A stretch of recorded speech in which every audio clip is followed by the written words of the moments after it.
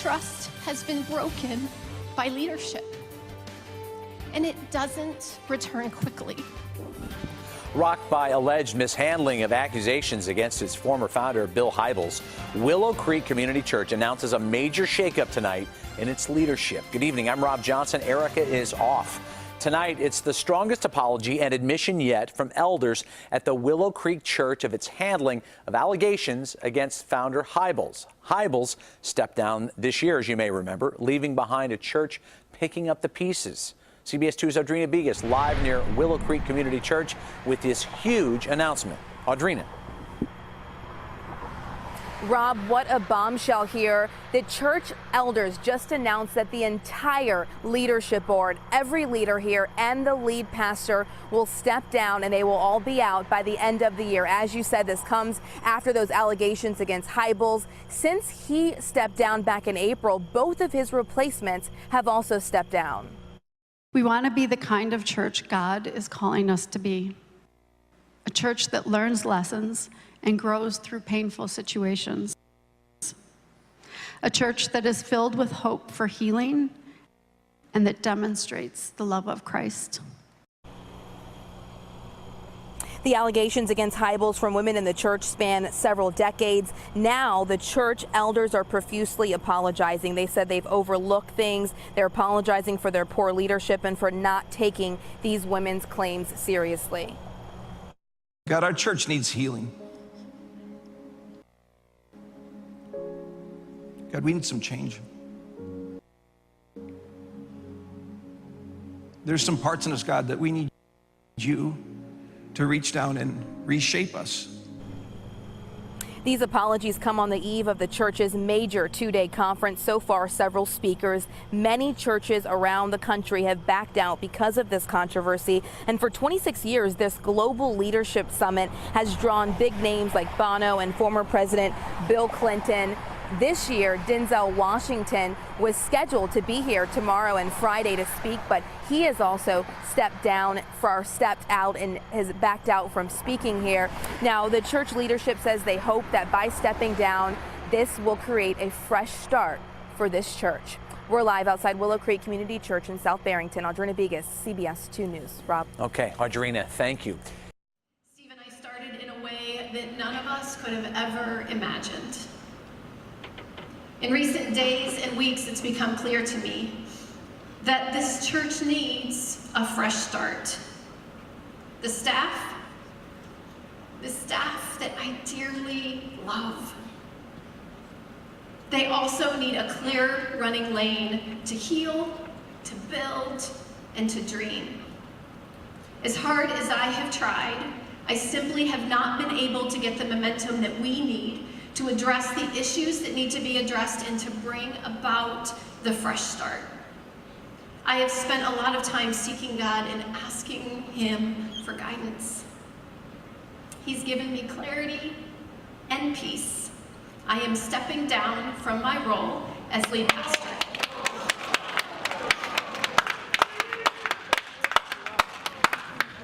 This is really important. Trust has been broken by leadership, and it doesn't return quickly. There is urgency to move us in a better direction. It's the job of a leader to define reality, and it's the job of a leader to put the team and the organization first, and I am absolutely committed to that. When those of us who were on the board in 2014 first heard of the allegations of an affair, we were shocked. We thought we knew what Bill's weaknesses were, but his interactions with women were not something our board thought we had reason to be concerned about. The allegations seemed out of character, but they were so serious, we knew we had to investigate. We can now see this investigation was flawed. We as a board know Willow needs and deserves a fresh start, and the entire board will step down to create room for a new board.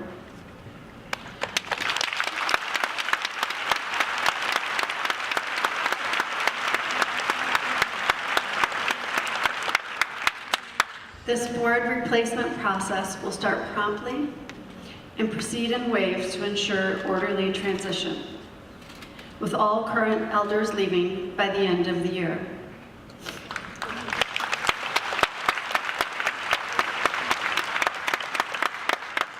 Over the coming weeks, we'll get to know each other better. We'll walk through this together, and I think God has great things in store for our future. And my job in this is to get this congregation and this church through these days. Give the elders time to do the long-term search for the right leader for us. And then I will step away and jump back to the North Shore if they will ever have me again. What I'll tell you is this. I'll give you my best because you deserve it. You deserve it.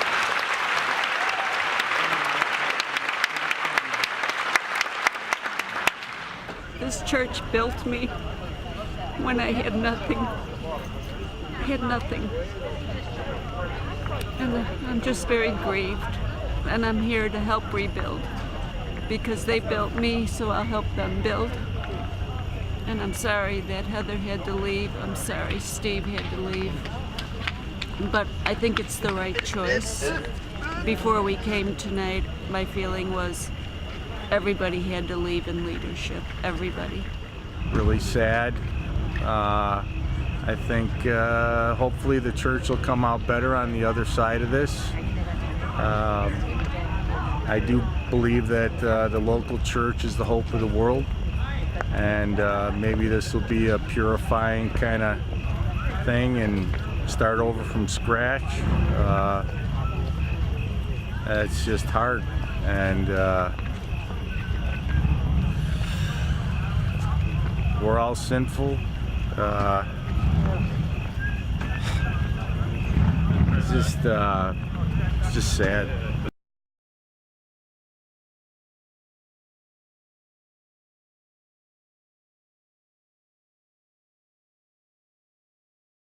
Well, welcome to another edition of Christian Answers. My name is Pastor Jeff Short, and we're talking about Willow Creek Community Church and the most recent revelations, the accusations against the founding pastor, Bill Hybels. Now, I had covered this story a couple months ago, 2 or 3 months ago.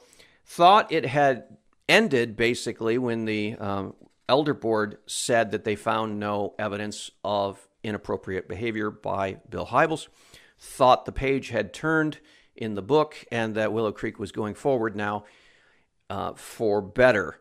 But recently, like I said in the last episode, this is part 2 of the latest response to Willow Creek.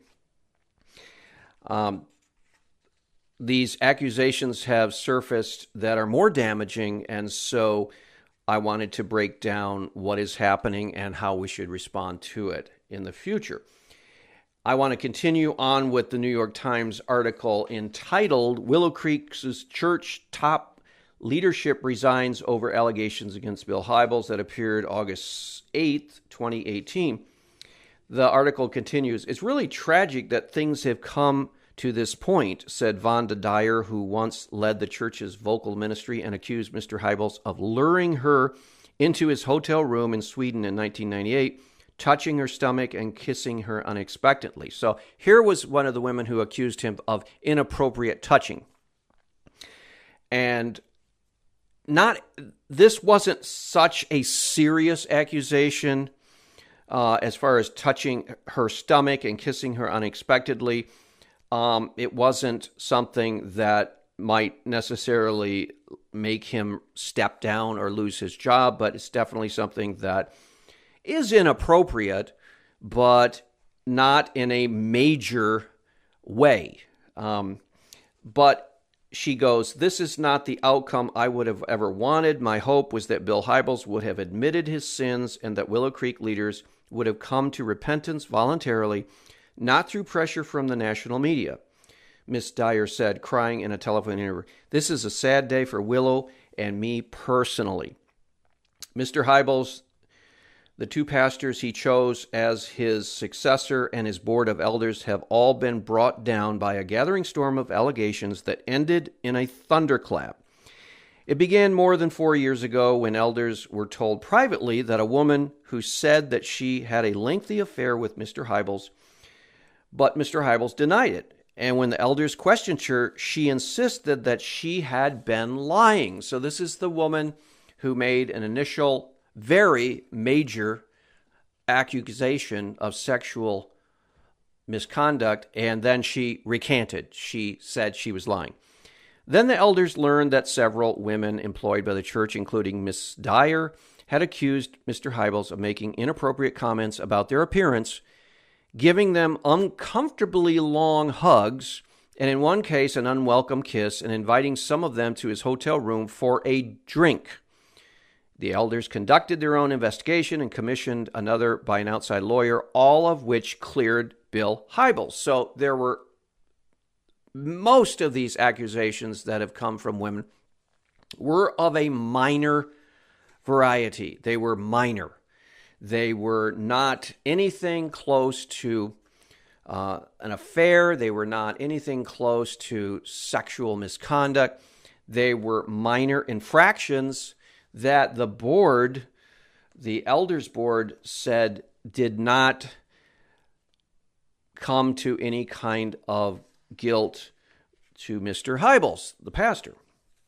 The congregation learned of the allegations only after some of the women told their stories to the Chicago Tribune and Christianity Today last spring. That's when I first covered this story in the spring of this year.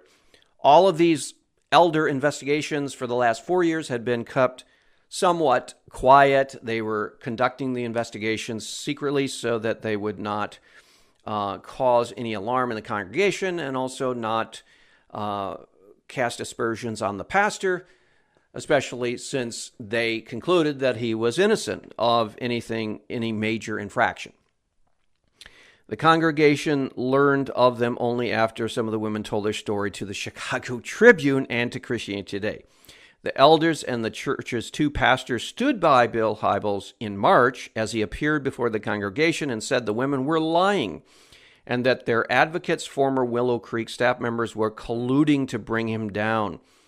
However, he stepped down in April, 6 months ahead of his planned retirement, saying it was good for the church. He denies all accusations against him. So that's important.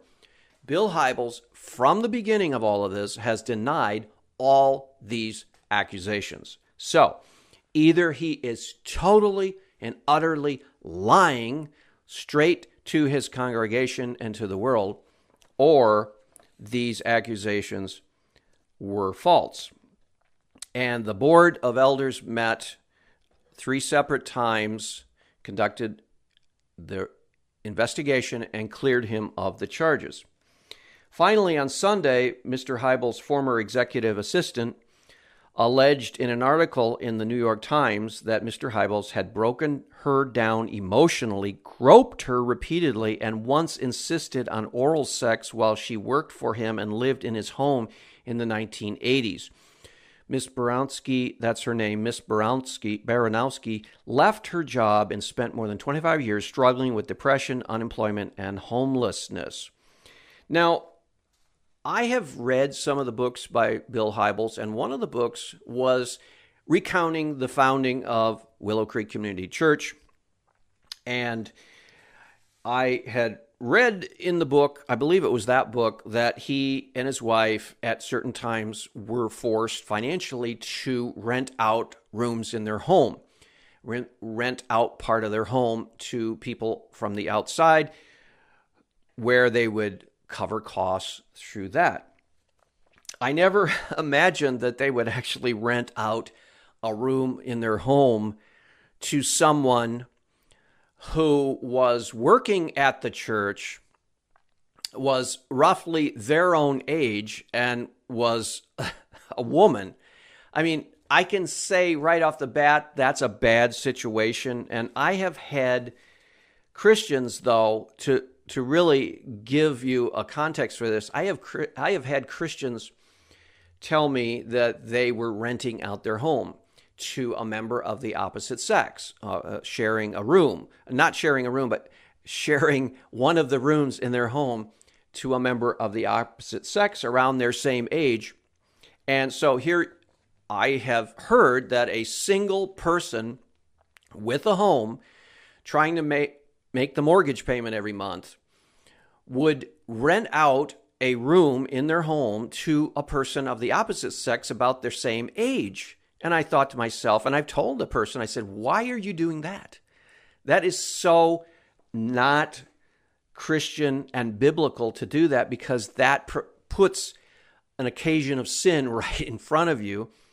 If for any reason there was a weakness in you or the other person, there could be a near occasion of sin in that situation. Well, they said, well, they needed the money.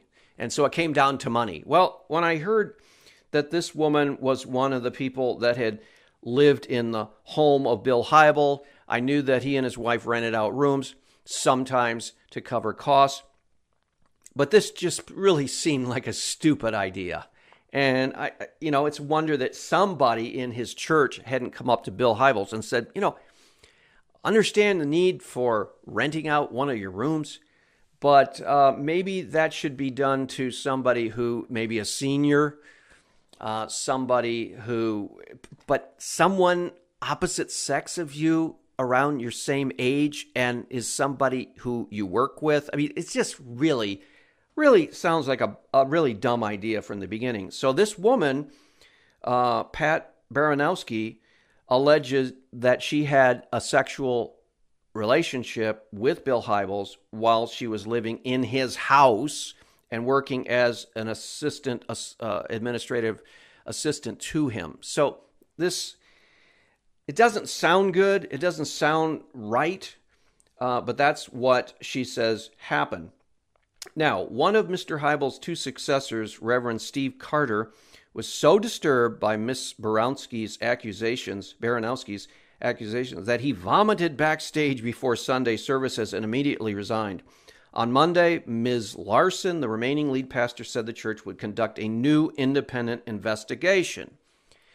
So, after this latest and more severe allegation against Bill Hybels surfaced in the New York Times, one of the pastors that was appointed by Hybels, teaching pastor, resigned. He says, I can't work here. And that is, I would assume that he now has understood, in his own mind at least, that he feels his mentor, Bill Hybels, his pastor, his teacher, his friend, has lied to him and lied to the congregation, that he really was involved in an affair, and that now Stephen Carter has lost confidence in Bill Hybels, so he resigned from the church, doesn't want to be a part of any of this. Heather Larson, though, at that point had still remained on the job, but she said, we're going to conduct a new independent investigation. So this is going to be the fourth investigation. Several congregants leaving the church on Wednesday said they agreed that the leaders needed to resign and that the church needed a fresh start. Carol Rothman, who was 71, has been a member since 1982, shook her head in belief. At this point, they just need to be upfront. They have to wipe the slate clean. Lisa Dudley at church with her 8-year-old son said, I never had a personal relationship with any of those pastors, but I have a personal relationship with God. Well, that's the best thing. Get focused on God and don't let all of this garbage deter you from your Christian faith. Willow Creek, with more than 25,000 members, is the country's fifth leading megachurch, according to the Institute for Religious Research. The scandal at Willow Creek is likely to bring greater scrutiny to matters of church governance and the role of board of elders. And it says it challenges the idea that a group of elders internal to the congregation can truly be a healthy check and balance on leadership and the direction and accountability. Okay, so that was that article from the New York Times. Then the other article basically outlined Heather Larson and her resignation. And so you have all of these pastors, the lead pastor and the lead teaching pastor, resigning. So what does this all mean? Well, first of all, I am a little bit disappointed with Stephen Carter that he didn't stay and said, I'm in this position, I'm going to help get to the bottom of this, we're going to get to the truth. I think one of the most important things that needs to be done is that Willow Creek needs to be able to say to the whole congregation and to the world, this is what the case is. These are the facts. This is the truth. We are going to get to the bottom of this. Is our founding pastor, Bill Hybels, a liar? Is he a deceiver? Has he been trying to cover up for his sins? Has he been refusing to confess and repent and be open and honest to us and everyone in the world? Or are these accusations against him false? I think they need to not assume that these women are telling the truth.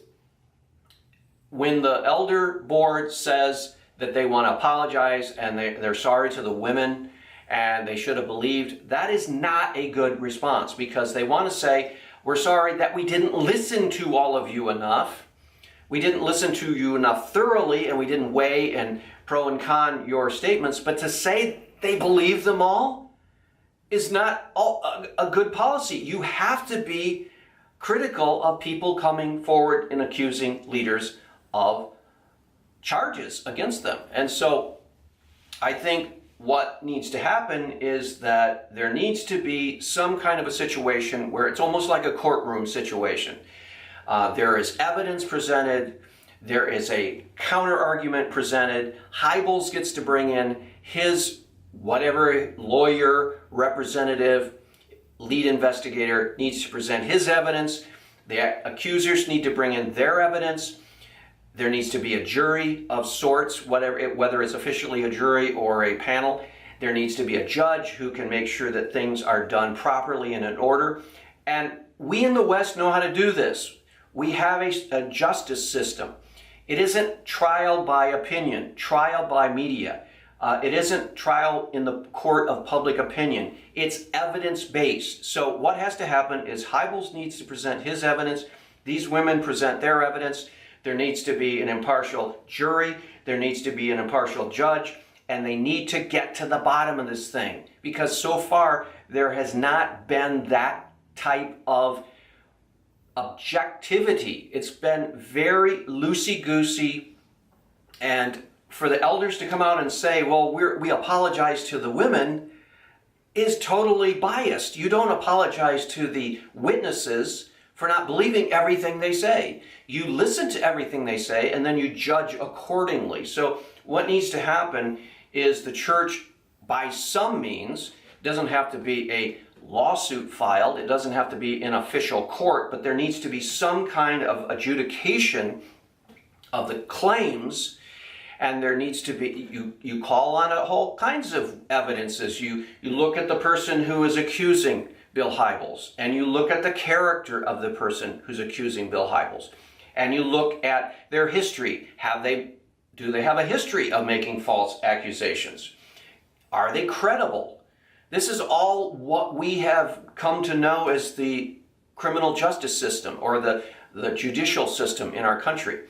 And it's not perfect, as we've seen with the OJ trials and the Michael Jackson trial, where you have almost like a circus atmosphere. The more circus-like atmosphere and the more politicization of the process, the least credible it is.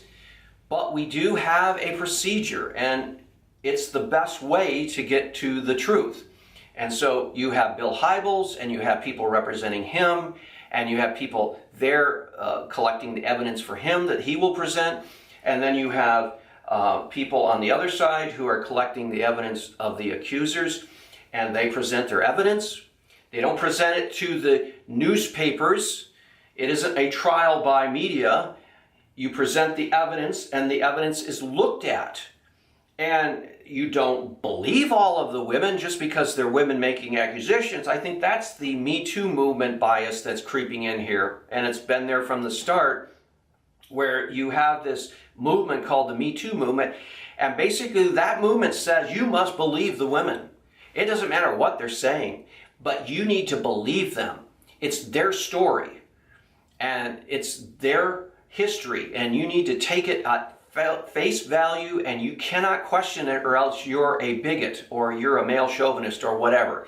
And that's not the way a court system operates. That's not the way the judicial system operates. You put the witness in the stand, you let the evidence of that testimony recorded, and then they need to be cross-examined. And then the representation from the other side needs to talk to them and say, okay, this is what you claim.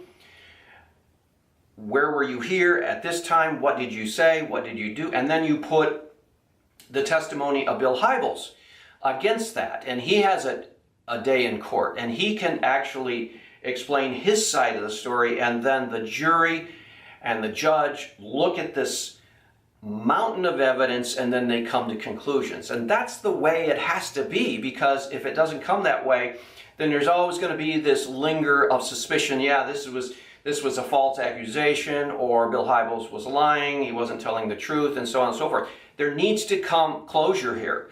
We need to be able to do this, and we can do this. Willow Creek can do this. But we as evangelicals can do this. Willow Creek is a very sophisticated church. They have business systems, and they like to think of themselves as a very sophisticated organization. Well, if they're so sophisticated, they should be able to get together and come up with a process and a plan to fairly and thoroughly investigate all of these accusations, and let Bill Hybels have his day in court, his due process, and let the women have their day in court and due process. And you put it all together, and then you make a conclusion where everyone can see that it was fair and nothing was rigged, there were no biases.